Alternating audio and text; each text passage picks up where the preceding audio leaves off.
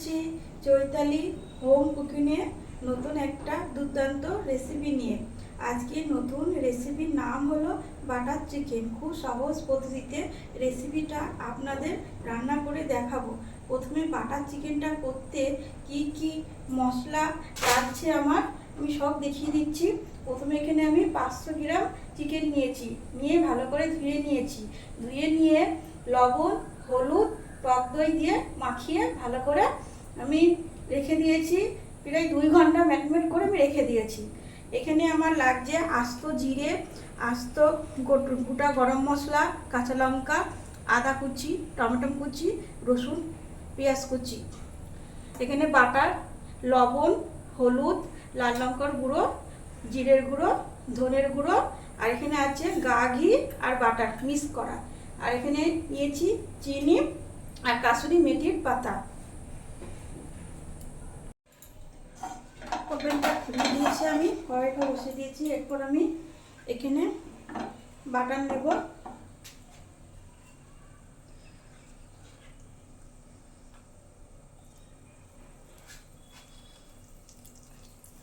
বাটারটা নিলাম, বাটারটা ভালো করে মিশিয়ে নেব।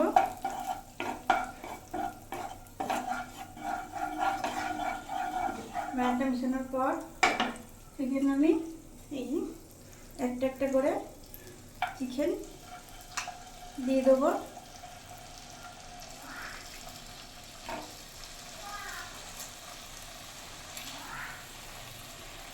পরস্পর একটা একটা করে দিয়ে দিচ্ছি।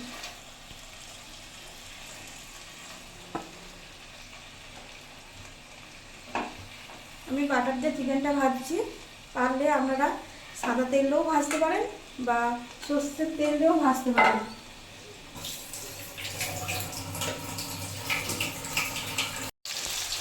এই যে চিকেনটা আমি ভেজে নিচ্ছি হালকা করে আস্তে আস্তে।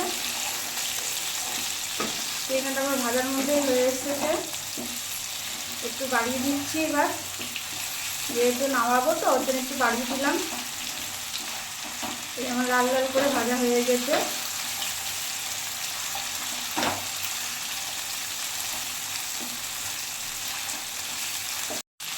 আমার চিকেনটা ভাজা হয়ে গেছে, এবার লো ফ্লেমে দিয়ে দিচ্ছি। আর আস্তে আস্তে আমি চিকেনটা তুলে নিচ্ছি একটা পাত্রে।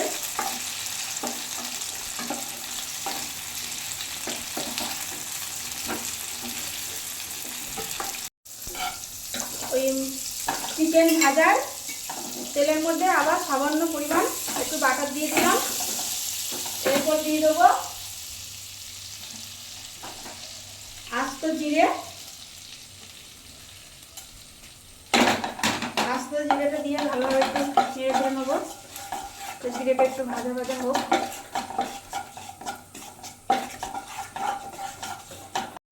এরপর দেবো পেঁয়াজ কুচি।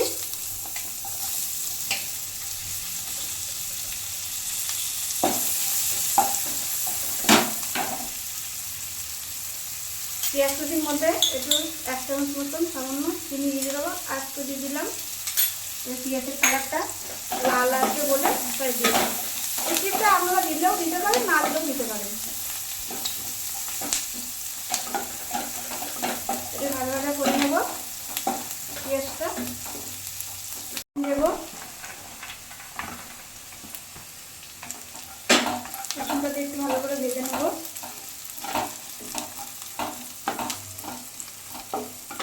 তারপরে দেবো টমেটো কুচি। টমেটো কুচিটা একটু নেড়ে নেবো ভালোভাবে।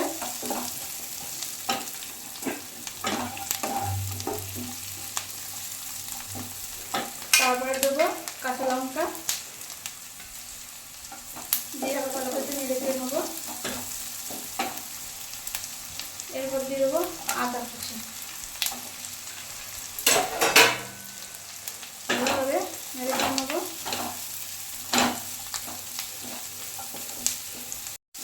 এই যে দেখতে পাচ্ছেন আমার ভাজাটা হয়ে গেছে, হালকা করে খুব সুন্দর ভাজা হয়ে গেছে। এরপর আমি তুলে নেব। তুলে নিয়ে এটা আমি ঠান্ডা করে নিয়ে আবার মিক্সিতে দেব। এই যে আমার এটা ঠান্ডা হয়ে গেছে মশলাটা।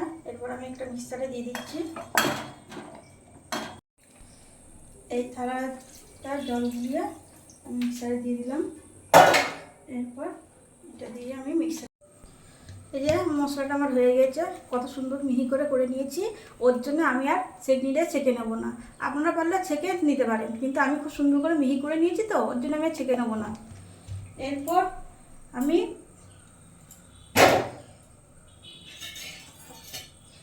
বাটার দিয়ে দিচ্ছি।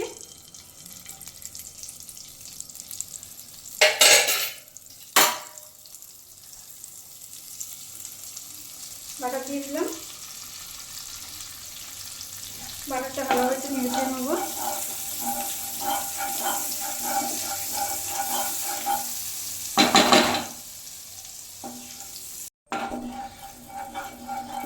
এবার আমি মশলাটা দিয়ে দিচ্ছি।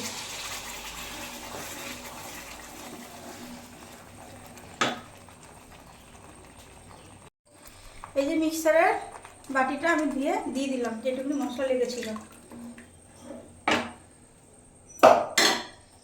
এরপরে স্বাদ মতন লবণ দেব, হলুদ দেব,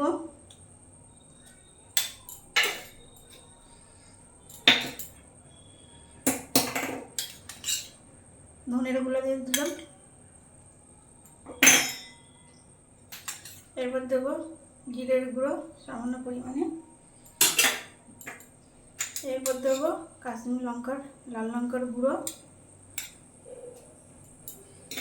দিয়ে ভালো করে একটু মশলাটা কষিয়ে নেব। এরপর আমি ভেজে রাখা চিকেনটা দিয়ে দেব আস্তে আস্তে।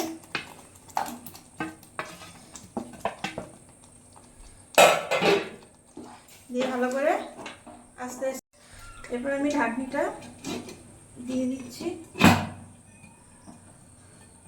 আবার কিছুক্ষণ পর ঢাকনা খুলে আবার নেড়ে দেবো। আবার কিছুক্ষণ পর চলে এসেছি, যে ঢাকনিটা খুলে দেবো।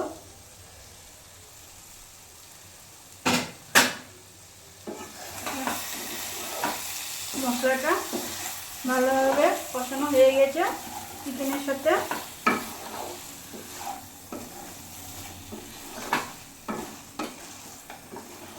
একটু বাড়িয়ে দেবো, লো ফ্লেমে ছিল।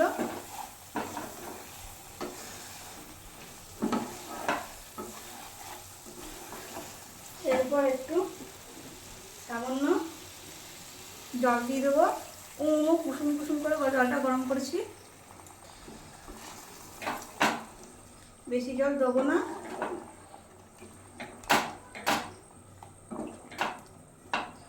সামান্য একটু জল লাগবে।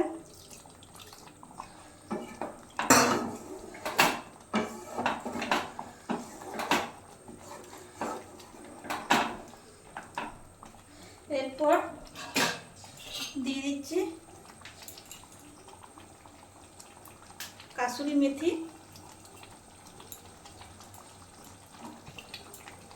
দিয়ে ভালোভাবে নেড়েচেড়ে নেব। ভালোভাবে নেড়েচেড়ে নিয়ে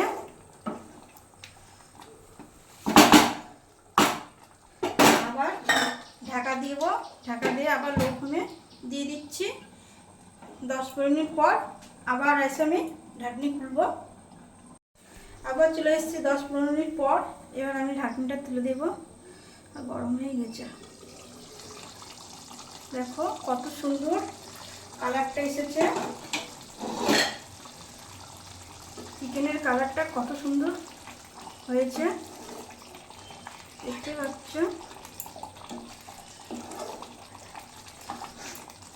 এবার এই বাটার চিকেনের মধ্যে আমি গরম মশলা বেটে রেখেছিলাম, বাটাটা দিয়ে দিলাম। দিয়ে ভালো করে একটু নেড়ে ছেড়ে নেবো। নাড়াচাড়ার পর এখন আমি দেবো যে প্রথমে দেখছিলাম ঘি আর বাটার মিক্স করা, এর মধ্যে আমি এখন দিয়ে দেবো সবটুকু।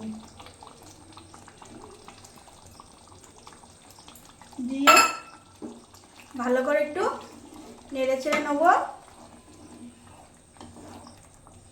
নেড়েচেড়ে নিয়ে আবার একটু ঢাকনা দিয়ে দেবো। 2 থেকে 3 মিনিট মতন একটু ঢাকা দিয়ে রাখবো। আবার চলে এসেছি 2 থেকে 3 মিনিট মতন ঢেকে রেখেছিলাম। এবার খুলে দেবো। দেখুন কত সুন্দর ফ্লেভারটা হয়েছে।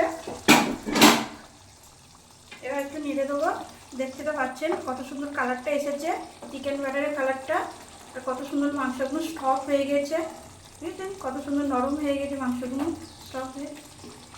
এরপর আমার রান্নাটা আমি করেছি যেইভাবে, এইভাবে সব পর যদি করবেন দেখবেন কত সুন্দর রান্নাটা হবে, খুব সুন্দর টেস্টি হবে। এরপর আমি সব করে দেখাচ্ছি।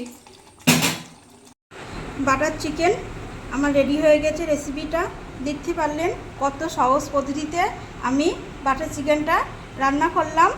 আর কত সুন্দর কালারটা লাগছে দেখেন। মানে এটা ভাতের সাথে, রাইসের সাথে বা রুটি, পরোটা, লুচি সব কিছুর সাথে খেতে পারবেন। আজকের ভিডিওটা আমার কেমন লাগলো একটু কমেন্ট করে জানাবেন। আবার পরের ভিডিওয় দেখা হবে।